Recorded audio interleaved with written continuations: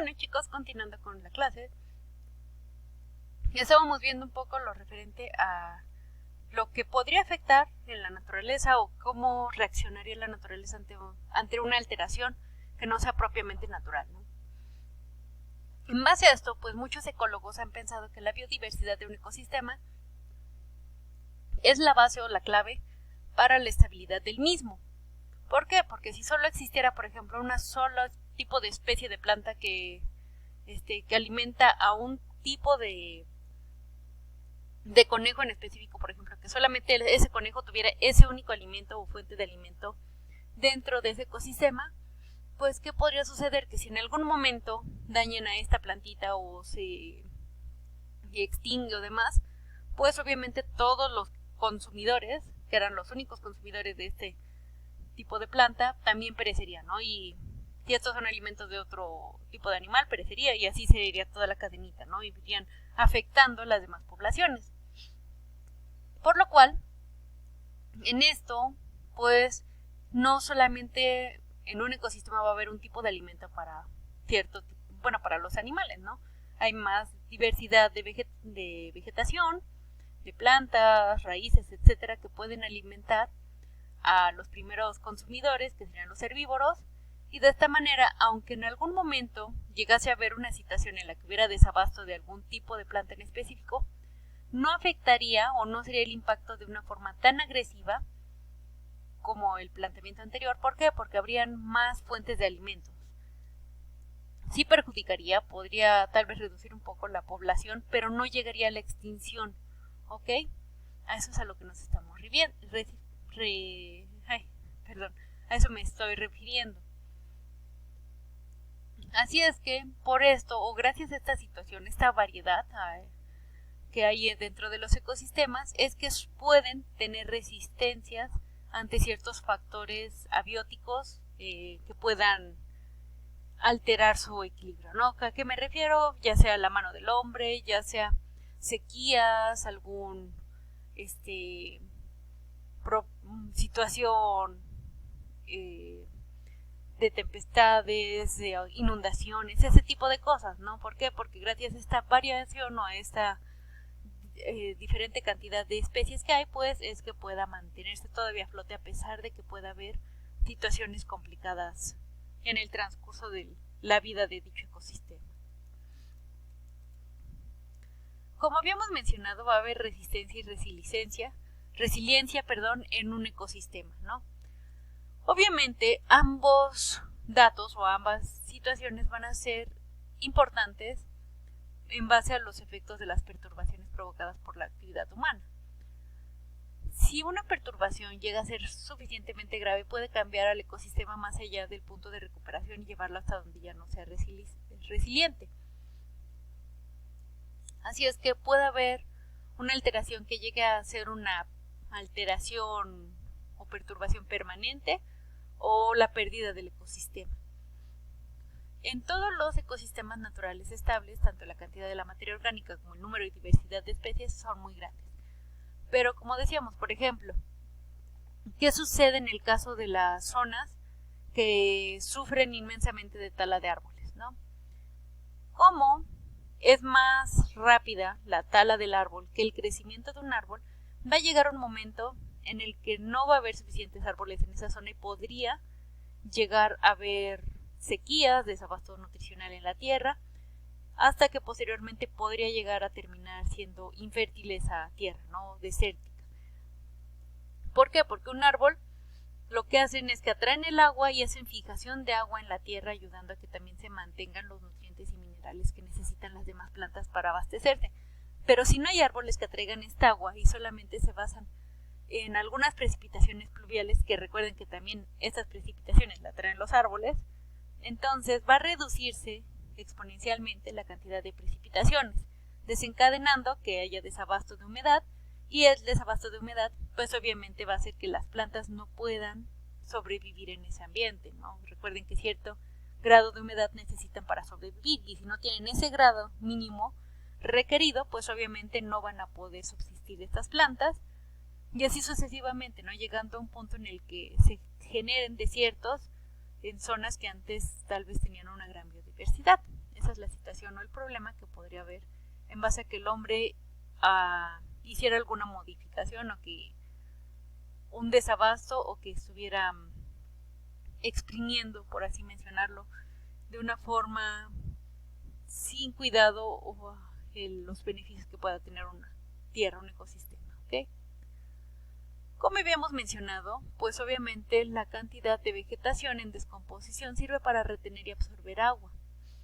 También proporciona un depósito de minerales que son liberados por los organismos putrefactos, además de que algunas sustancias químicas incompletas actúan como hormonas ambientales, ¿no? Así es que todo esto, incluso los organismos muertos y estos organismos que se encargan de la desintegración de los mismos, pues tienen un gran papel en el nicho ecológico para que puedan subsistir las demás especies que son más imponentes. Como mencionamos, la combinación de la función y hábitat se designa como nicho ecológico. Así es que este sería un ejemplo de un nicho ecológico. Tenemos nuestros productores, nuestros insectos, los consumidores primarios, los consumidores secundarios, terciarios, etcétera, ¿no? Hasta donde lleguen los eslabones que vivan en ese ecosistema. Otro dato u otra descripción que necesitamos conocer también es la simbiosis, ¿no? ¿Qué significa simbiosis? Pues significa la dependencia mutua como resultado positivo para todos los implicados. En esto, la asociación debe ser permanente y no se pueden separar, ¿no? ¿Por qué? Porque ya es una simbiosis, ya necesitan uno del otro para poder subsistir, ¿no? Si falta uno, el otro ya no tendría una manera de llegar a salir adelante. A este tipo de organismos que viven en simbiosis se les llama simbiontes y pueden ser beneficiados de esta simbiosis, pueden resultar dañados o mejor dicho, o no pueden no obtener ningún tipo de efecto en la asociación, ¿no? Un ejemplo de esto es, por ejemplo, los corales, que son animales que crecen en medio de zonas pobres de nutrientes. Más sin embargo, gracias a su relación simbiótica con las algas es que ellas pueden sobrevivir, ¿no? ¿Por qué? Porque las algas les proveen de comida y oxígeno, mientras que los corales dan a las algas sustancias de desecho como nitrógeno y dióxido de nitrógeno, ¿no? O sea, es algo equilibrado, aunque obviamente no podrían subsistir una sin la otra, o sería muy complicado que subsistieran. Ciertamente ellas se complementan y de esta manera pueden seguir adelante en su desarrollo. También otro dato que tenemos que ver es, por ejemplo, la sucesión natural. ¿Qué quiere decir sucesión natural? Pues va a ser todo el proceso a través del tiempo para que lleguen a un ecosistema maduro.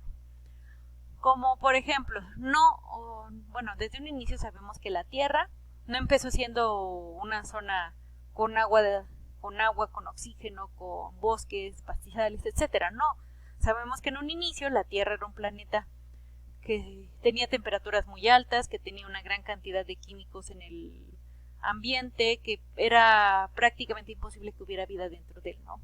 A través del tiempo, modificaciones y demás, empezaron a crearse células que eran capaces de reproducirse a pesar de que ese ambiente estuviera de una forma no tan cómoda o adecuada como lo es hoy en día. Y de ahí empezó la evolución, el cambio de una forma más significativa en la Tierra, adaptación, etcétera, etcétera, ¿no? De esta manera es como sucedió, no fue la sucesión natural. Por ejemplo, acá les pongo una imagen. Tenemos un solo terreno sin poblar, ¿no? O sea, digamos, ya pasó toda esta situación de adaptación en la Tierra, ya tienen un clima apto para que subsista la vida que conocemos hoy en día. Pues entonces, obviamente en un inicio no se van a tener unas plantas ya tan marcadas como ahorita, ¿no? Sino que van a empezar a nacer algún tipo de plantas, se les llamarían plantas pioneras, que son las anuales, o sea, que cada año tienen un ciclo de vida, perecen y al próximo año llegan a volver a nacer, ¿no? De ahí, una vez que esas plantas ya se fijaron, ya vieron que pueden subsistir y demás, puede empezar a haber evolución, puede haber mayor adaptación de otro tipo de semillas, etcétera. Así es que empezarían a nacer hierbas y plantas perennes. De ahí ya pasaríamos a los arbustos, o sea, todavía no árboles, pero ya empieza a haber una fijación mayor de nutrientes, ya empieza a ser un lugar apto para el desarrollo de otras especies. De ahí pasaría un bosque joven hasta un bosque maduro, ¿no? Pero si se fijan, todo es a través del tiempo, no es que le estemos manejando acá de no tantos años o tantos meses, etcétera, no, sino que todo tiene un cierto tiempo para que llegue a madurar dicho ecosistema. Dependiendo del tipo de ecosistema, tal vez van a variar algún tipo de plantas o pasos para que sea esta maduración. Pero en el caso de la sucesión y la evolución, no propiamente van a ser lo mismo, ¿no? ¿Por qué? Porque en este caso, por ejemplo, se puede empezar a adaptar la tierra, como en pero no es propiamente que sea solamente porque va evolucionando las plantas que están ahí, ¿no? Sino que la sucesión evolutiva es el reemplazo de una especie por otra mejor adaptada a esa zona donde se encuentra, ¿no? Se produce obviamente a un largo de plazo bastante extenso, que puede ser incluso de miles de años, que va a ser lo que tarda una nueva especie en aparecer. En la situación de un ecosistema de una especie por otra competidora puede darse en unos cientos de años. O sea, dependiendo del tipo de especie que vamos a tener en estas zonas, puede ser la sucesión en miles de años o tal vez solamente en cientos de años. Esto depende de también la flora y la fauna que se encuentren en esas zonas. Así es que la tendencia en ambos casos es que incrementar el nivel de complejidad de la vida, o sea, reemplazar especies generalistas con especies especialistas, cada vez va a ser una adaptación o condiciones para que ellos sobrevivan más puntuales, no más definidas. Ya se va a requerir de un cierto parámetro en específico o de ciertos parámetros, ya sean de agua, de clima, etcétera, etcétera, pero a lo que me refiero es que va a ser algo ya más definido para que subsistan y pueda hacer esta sucesión de una forma adecuada, ¿ok? Bueno, yo creo que continuamos en el siguiente video, chicos.